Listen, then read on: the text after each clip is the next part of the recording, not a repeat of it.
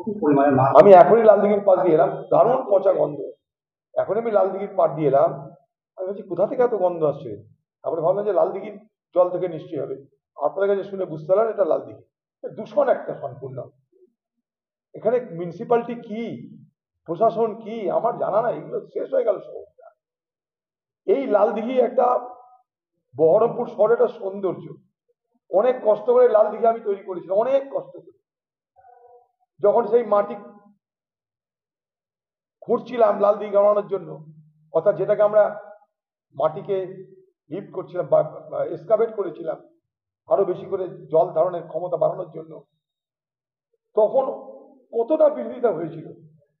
বলা হয়েছিল আমাদের বিরুদ্ধে যে আমরা নাকি মাল্টি স্টোরি বিল্ডিং করে প্রমোটারি করবো।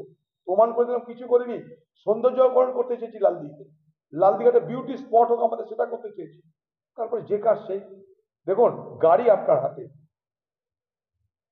সেই গাড়ির ড্রাইভার যদি মদ খেয়ে গাড়ি চালায়, গাঁজা খেয়ে গাড়ি চালায়, হিরোইন খেয়ে গাড়ি চালায়, সে গাড়িতে অ্যাক্সিডেন্ট হবে। এটাও তাই হয়েছে।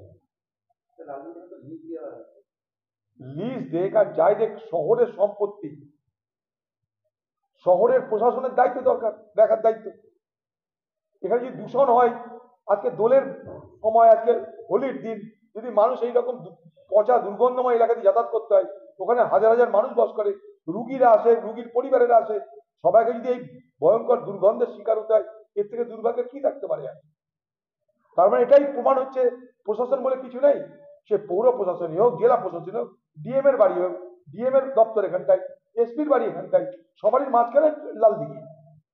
ডাক্তার, উকিল, বড় বড় অফিসার সকলের মাঝখানে লালদিঘি। লালদিঘি হচ্ছে আমাদের হার্ট অফ দ্য সিটি। সেখানেই এই ধরনের অবস্থা চলতে থাকে। কোথায় এই ব্যর্থতার কথা বলবো আমরা?